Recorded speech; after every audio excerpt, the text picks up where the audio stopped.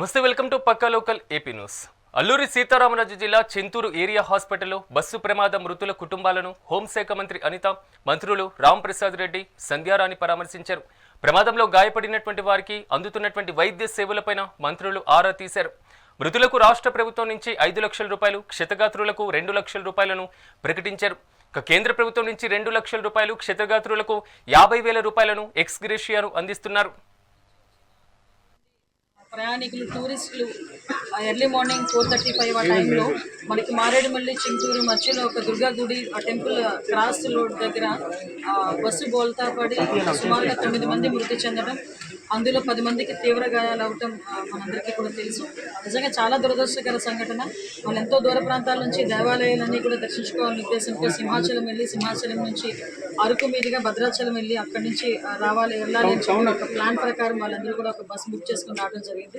Maximum అందరూ కూడా Chittoor district వాళ్ళు, కొంతమంది బెంగళూరులో సెటిల్ అయిన వాళ్ళు కూడా ఉన్నారు, కొంతమంది పలమనేరు టౌన్ నుంచి కూడా ఉన్నారు. సో ఓవరాల్గా 37 మెంబర్స్ విత్ డ్రైవర్తో కలిపి 37 మెంబర్స్ అందులోని ప్రయాణం చేస్తున్నారు.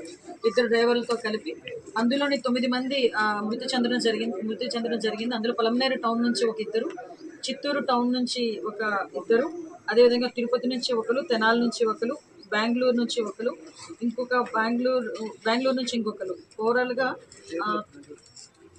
నరసింహపల్లి విలేజ్, తానువనంపల్లి మండలం, చిత్తూరు డిస్ట్రిక్ట్, అక్కడ నుంచి ఒకరు. అంటే ఓవరాల్గా 5 మహిళలు, 4 పురుషులు ఇందులో చనిపోవడం జరిగింది. మన లోకల్ ఎమ్మెల్యే శిరీష గారు, అదేవిధంగా కలెక్టర్ గారు, ఎస్పీ గారు, police department, fire department, SDRF department అన్నీ కూడా ఇమీడియట్గా వచ్చి రెస్క్యూ ఆపరేషన్స్ చేసి యాజ్ వెల్ యాజ్ పాసిబుల్ ఇక్కడ చిత్తూరు హాస్పిటల్ కూడా క్షతగాతులందరినీ కూడా ఇక్కడ తీసుకురావడం జరిగింది. వీళ్ళందరికీ కూడా మెరుగైన వైద్యం అందించడానికి రాజమండ్రి నుంచి కూడా కొంతమంది ఆర్థోపెడిక్స్ డాక్టర్స్ అందరినీ కూడా ఇక్కడికి షిఫ్ట్ చేసి వీళ్ళందరికీ కూడా ఇక్కడ ఇమీడియట్గా ట్రీట్మెంట్ ఇవ్వడం కూడా జరిగింది. ఈరోజు ఇప్పుడు వెళ్ళి అందరితో కూడా మాట్లాడాను. ఒక్కొక్కరిది ఒక్కొక్క దయనీయమైన గాథ. ఒక ఆమె నా కూతురు అల్లుడు చనిపోయారమ్మా అని చెప్పి ఒక ఆమె బాధపడడం, ఇంకొక ఆమె అయితే నా భర్త నా కళ్ళ ముందే చనిపోయాడమ్మా అని చెప్పడం నిజంగా చాలా దురదృష్టం. నిజంగా ఇప్పుడే స్టేట్ గవర్నమెంట్ కూడా మృతుల కుటుంబాలకు 5 లక్షల రూపాయలు ఎక్స్ గ్రేషియా ప్రకటించడం జరిగింది మృతుల కుటుంబాలందరికీ కూడా. అదేవిధంగా సెంట్రల్ గవర్నమెంట్ నుంచి 2 లక్షల రూపాయలు మృతులకి ఎక్స్ గ్రేషియా, అదేవిధంగా తీవ్రంగా గాయపడిన వాళ్ళకి 2 లక్షల రూపాయలు మన స్టేట్ గవర్నమెంట్ నుంచి, సెంట్రల్ గవర్నమెంట్ నుంచి ఒక 50,000 రూపాయలు సెంట్రల్ గవర్నమెంట్ నుంచి కూడా ఇవ్వడం జరిగింది. చిత్తూరు నుంచి వచ్చిన కొంతమంది. నంద్యాల జిల్లా అవుకు సమీపంలో పెను ప్రమాదం తప్పింది. ఉప్పలపాడు క్రాస్ రోడ్డు వద్ద బైకును తప్పించిపోయి ఒక కారు అదుపు తప్పి పొలాల్లోకి తీసుకువెళ్లింది. అయితే ఈ ఘటనలో స్వల్ప గాయాలతో ప్రయాణికులు బయటపడ్డారు. రమేష్ అనేటువంటి వ్యక్తి తన తండ్రితో కలిసి నంద్యాల నుంచి తాడిపత్రి వెళ్తుండగా ఈ ప్రమాదం చోటు చేసుకుంది. ఘటనా స్థలానికి చేరుకున్నటువంటి పోలీసులు పరిస్థితిని పరిశీలించి కేసు నమోదు చేసి దర్యాప్తు చేపట్టారు.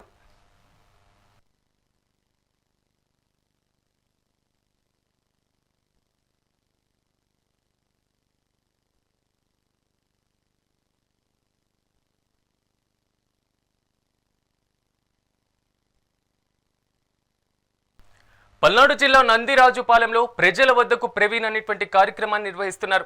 100 రోజుల్లో 100 గ్రామాల పర్యటనలో ఎమ్మెల్యే భాష్యం ప్రవీణ్ పాల్గొన్నారు. ఇందులో భాగంగా 16వ రోజు గ్రామంలో తిరిగి ప్రజలతో ఎమ్మెల్యే మాట్లాడారు. గ్రామంలో బెల్ట్ షాపులు నడిపితే కఠిన చర్యలు తీసుకోవాలని పోలీసులను ఎమ్మెల్యే ఆదేశించారు. పల్నాడు జిల్లా పొందుగలలో పలు గ్రానైట్ లారీలను పోలీసులు నిలిపివేశారు. అంతర్రాష్ట్ర పోలీస్ చెక్పోస్ట్ వద్ద అధిక లోడ్తో వెళ్తున్నటువంటి లారీలను అధికారులు అడ్డుకున్నారు. మాటూరు నుంచి మహారాష్ట్ర, కర్ణాటక రాష్ట్రాలకు తరలి వెళ్తుండగా పోలీసులు పట్టుకున్నారు. లారీలోని సరుకు బిల్లుల్లో ఉన్నటువంటి వ్యత్యాసాన్ని నిర్ధారించి ఎక్కువగా ఉన్నటువంటి వాటిని పరిణామాన్ని బట్టి ఫైన్ విధించారు.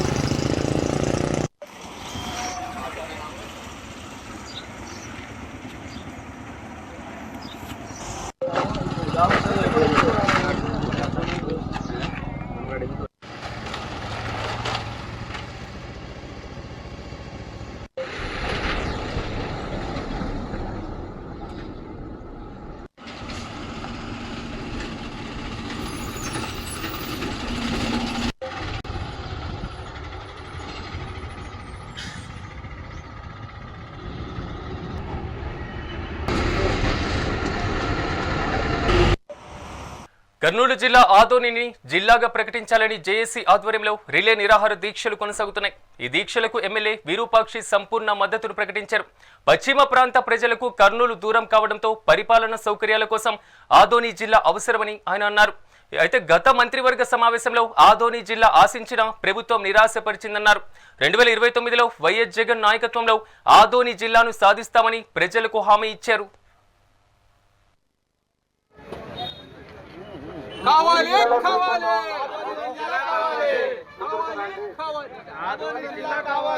అన్నగారు మా శిబిరానికి ఇచ్చేసి మా సంపూర్ణ మద్దతు ఉంటుందని తెలియజేసేందుకు ఆదోని చేసినప్పుడు ఆయనకు ప్రత్యేక ధన్యవాదాలు తెలియజేస్తున్నాం.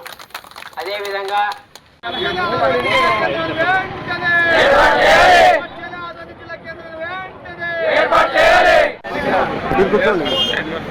సభ్యులు అశోక్ ఆనంద్ రెడ్డి గారు ఎమ్మెల్యే గారికి పూలమాలతో మరి శిబిరంలో కూర్చోబెట్టడం జరిగింది. ఎంఆర్పీఎస్ నాయకులు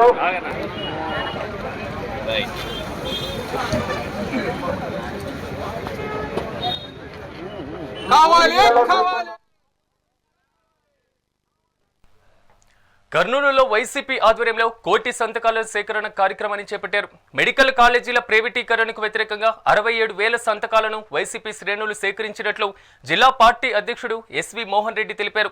వైసీపీ హయాంలో తీసుకువచ్చినటువంటి కాలేజీలను కుట్రపూరితంగా కూటమి ప్రభుత్వం ప్రైవేటీకరణ చేస్తుందని ఆరోపణలు గుప్పించారు. మెడికల్ కాలేజీల్లో ప్రైవేటీకరణ నిలిపివేయాలని డిమాండ్ చేశారు. AP deputy CM Pawan Kalyan భారత మహిళల అందుల క్రికెట్ జట్టుతో భేటీ అయ్యారు. మంగళగిరిలోని క్యాంపు కార్యాలయంలో క్రికెటర్లు, శిక్షకులు, సహాయక సిబ్బందితో సమావేశమయ్యారు. ప్రపంచ కప్ సాధించినటువంటి క్రీడాకారులను అభినందించారు. ఒక్కో క్రికెటర్కు 5 లక్షలు, కోచ్లకు 2 లక్షల చొప్పున చెక్కులను పంపిణీ చేశారు.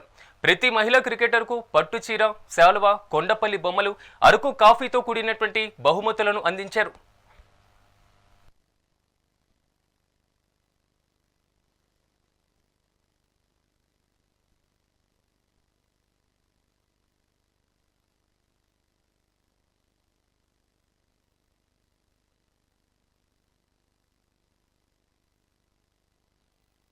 నెల్లూరులో పోలీసుల తీరుపైన మాజీ మంత్రి అనిల్ కుమార్ యాదవ్ ఆగ్రహం వ్యక్తం చేశారు.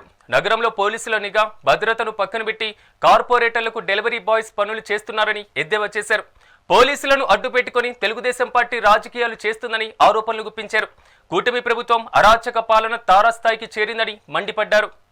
అక్కడ వాళ్ళు కూడా రేపు జగన్మోహన్ రెడ్డి గారు రాబోతున్నారని భయం మొదలైంది అనేది స్పష్టంగా తెలవుతుంది. సరే, నిన్న 6 గంటలకు ఇద్దరిని అరెస్ట్ చేశారు. 12 గంటల దాకా ఎఫ్ఐఆర్ కట్టేశామని అన్నారు. డిఎస్పీ గారు, 3 సిఐలు ఉండి ఎఫ్ఐఆర్ కట్టేశాము, 24 అవర్స్లో మేము ప్రొడ్యూస్ చేస్తామని చెప్పారు. ఏం కేసు అన్నది చెప్పలా. మేము చెప్పము ఏం కేసు కట్టాము, 24 అవర్స్లో మేము కోర్టులో పెడతాము అని అన్నారు. సరే సార్, మీరు అరెస్ట్ చేసినప్పుడు నిజంగా కేసు ఉంటే రైట్, వీల్ ఫైట్ లీగలీ అంటే మేము 24 గంటల్లో మేము కోర్టులో పెడతాము, మేమేం కేసు చెప్పాల్సిన అవసరం లేదని చెప్పి రాత్రి 12 గంటల దాకా నేను కానీ చంద్రశేఖర్ రెడ్డి గారు కానీ ఉంటే చెప్పడం కూడా జరిగింది. సరే, కేసు కట్టిన వాళ్ళని ఈ రోజు దాకా ఏమన్నా ప్రొడ్యూస్ చేశారా? పొద్దున్నే ఒక కార్పొరేటర్ చేత, మీరు కేసు కట్టించుకున్న కార్పొరేటర్, మీరు అరెస్ట్ చేసిన కార్పొరేటర్ కనీసం పోలీస్ స్టేషన్ కన్నా తీసుకొచ్చారా? 2 టౌన్ సిఐ వేణుగోపాల్ రెడ్డి గారు తాడేపల్లి దగ్గర అరెస్ట్ చేస్తే కనీసం పోలీస్ స్టేషన్ ఒకవేళ ఎవడన్నా విత్డ్రా చేసుకోవాలన్నా పోలీస్ స్టేషన్ దాకా రావాలి కదా. రాకుండా మార్నింగ్ ఒక వీడియో రిలీజ్ చేయించారంటే దాన్ని బట్టి అర్థమవుతా ఉంది పోలీసులు నెల్లూరులో గంజాయి మర్డర్ లిస్టులని వదిలేసి కార్పొరేటర్ని డెలివరీ మెకానిజంలో ఉన్నారా అని. ఎందుకు చెప్తున్నాను అంటే నా ఫోన్ కూడా ఎక్కడ ఉంది. 3:30కి ఒక కార్పొరేటర్ కొడుకు నాకు ఫోన్ చేశాడు అర్ధరాత్రి 3:30కి. వీళ్ళు చెప్పిన ఇద్దరిలో అరెస్ట్ చేసింది పోలీసుని, పోలీసు ఒప్పుకుంది కదా, నిన్న మేము తీసుకొస్తాం సబ్మిట్ చేస్తామని చెప్పి ఒప్పుకుంది కదా.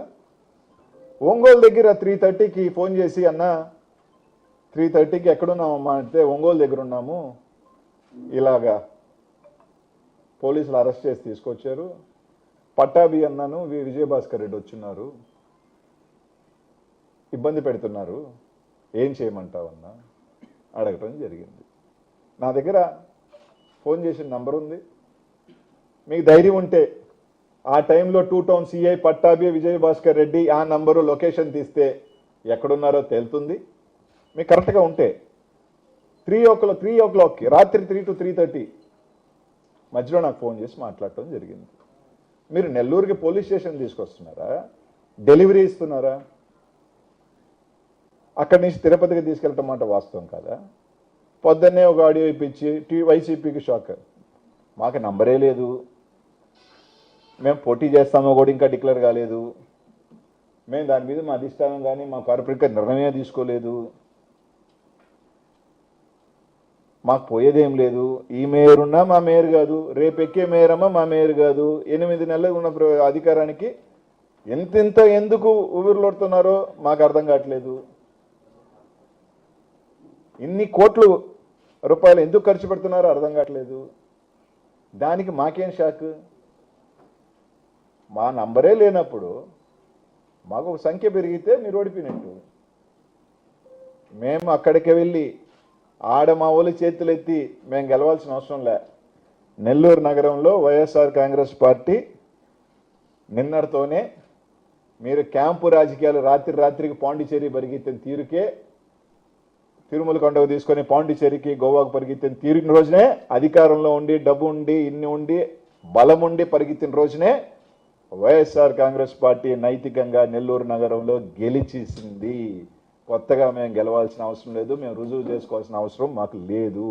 జగన్మోహన్ రెడ్డి గారు మీదున్న నమ్మకం కావచ్చు, వైఎస్ఆర్ కాంగ్రెస్ పార్టీలో ఉన్న నాయకత్వం కావచ్చు, ఈరోజు మాతో ఉన్న 11 మంది కార్పొరేటర్లు ఎవరైతే ఉన్నారో వాళ్ళ నిజాయితీ కావచ్చు, నిన్న పొరపాటు అనుకొని వచ్చేసిన మా కావచ్చు, వాళ్ళు తీసుకోవచ్చు, మళ్ళీ రావచ్చు, పక్కన పెట్టండి. నైతికంగా మీరు ఓడిపోయినారు. అది చాలు వైఎస్ఆర్ కాంగ్రెస్ పార్టీ గుండె మీద చేసుకొని చెప్తే కొట్టాల్సిన దెబ్బ నెల్లూరు నగరంలో ఏంటో చూపించినాం. క్యాంపుకు పరిగెత్తిన రోజునే మీరు నైతికంగా ఓడిపోయినారు. పోలీసులు ఈరోజు చెప్తా ఉన్నా, నేను సవాల్ చెప్తా ఉన్నా, పోలీసుని అడ్డు పెట్టుకొని పోలీసుని వదిలేసి ఈరోజు రియాజ్ వాళ్ళ మామని వాకాడ్లోంచి తీసుకొచ్చినారు. వాళ్ళ మామని రామ్కుమార్ రెడ్డి అన్న కూడా వాకాడ్ పోలీస్ స్టేషన్లో కంప్లైంట్ ఇచ్చాడు.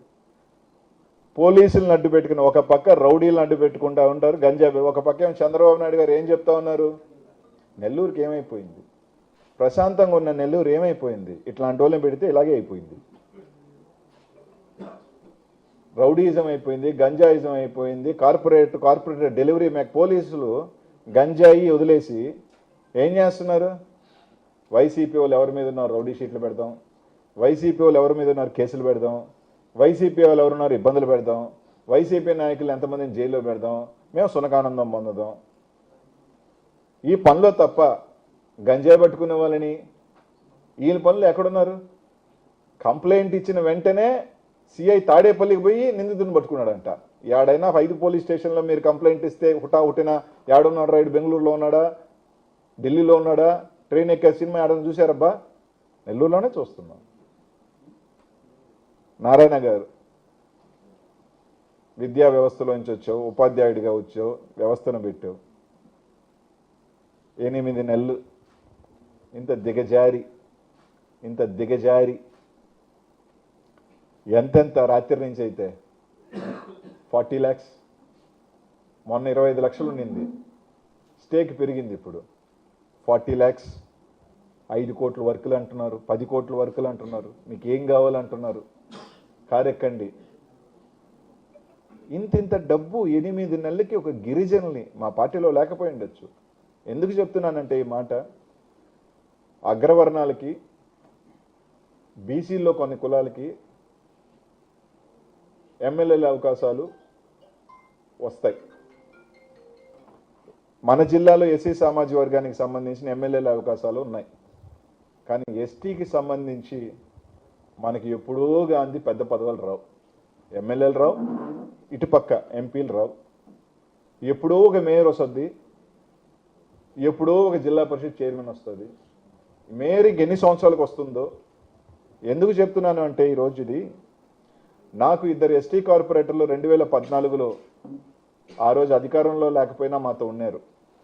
అదే ఎస్టీ కార్పొరేటర్ 2019లో గెలిస్తే నేను జగన్మోహన్ రెడ్డి గారి దగ్గరికి వెళ్ళి వాళ్ళకి ఒక అవకాశం ఇద్దామని అంటే జగన్మోహన్ రెడ్డి గారు ఒక మాట అన్నారు, నెల్లూరులో యానాదులు చాలా పెద్ద సంఖ్యలో ఉన్నారు, మనం యానాది ఈ కులానికి సంబంధించి వాళ్ళకి అవకాశం ఇస్తే చాలా బాగుంటుంది అని.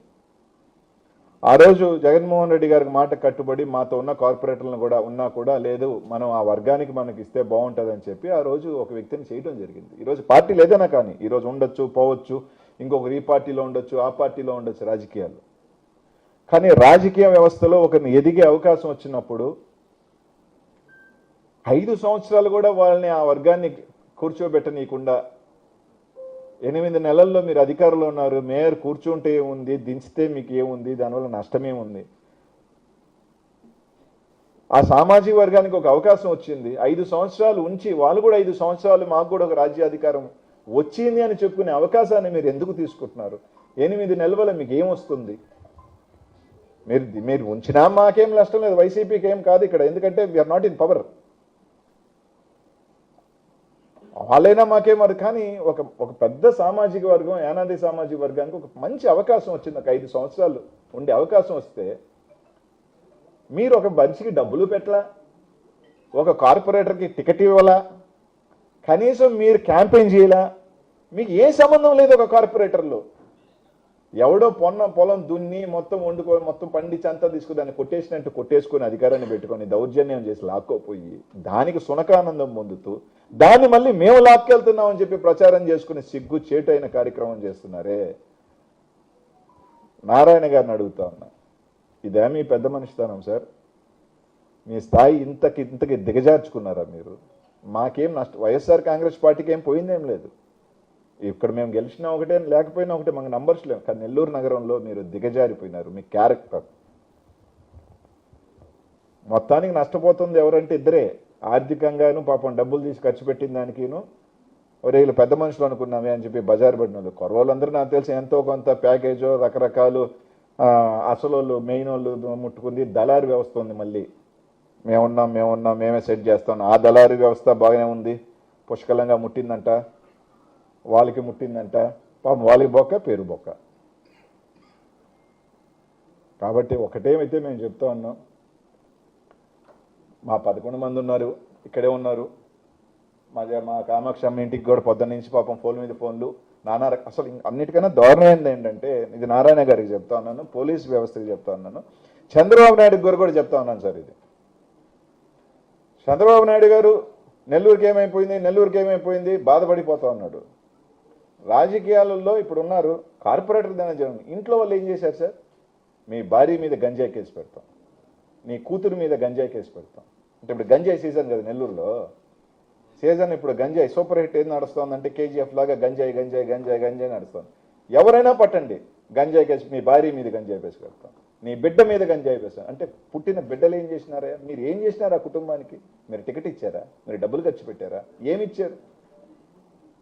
వాళ్ళ కుటుంబంలో గంజాయి దిగజారి మాట్లాడుతున్నారంటేనే మీరెంత స్థాయికి దిగజారిపోయారో ఇంతకన్నా మేము చెప్పదలుచుకోలేదు. ఒకటైతే చెప్తా ఉన్నాం, నైతికంగా ఈరోజు మేము గెలిచాం నెల్లూరు నగరంలో, హ్యాపీగా ఉన్నాం. మేయర్ గెలుస్తుందా దించుతుందా అది మాకు నోవేర్ కన్సర్న్డ్. మా పార్టీ కాదు ఆమె, యాజ్ అన్ అపోజిషన్ పార్టీ మేము వెళ్ళాలనుకుంటే వెళ్తాం, నిరసన తెలిపాలంటే తెలుపుతాం, వస్తాం, అది వేరే సంబంధం. మా పార్టీలోకి రావాలి. పల్నాడు జిల్లా గామాలపాడులోని మల్లికార్జున స్వామివారి దేవాలయాన్ని కలెక్టర్ కృతికా శుక్లా సందర్శించారు. ఈ సందర్భంగా స్వామివారిని దర్శించుకొని ప్రత్యేక పూజలు నిర్వహించారు. దేవాలయ పరిధిలో 23 ఎకరాలు ఉండగా వాటిలో 18 ఎకరాలు ఇప్పటికే అధికారులు గుర్తించారు. మరో 5 ఎకరాలని గుర్తించాల్సి ఉంది. ఇందులో భాగంగా కలెక్టర్ దేవస్థాన పరిసరాలను పరిశీలించారు.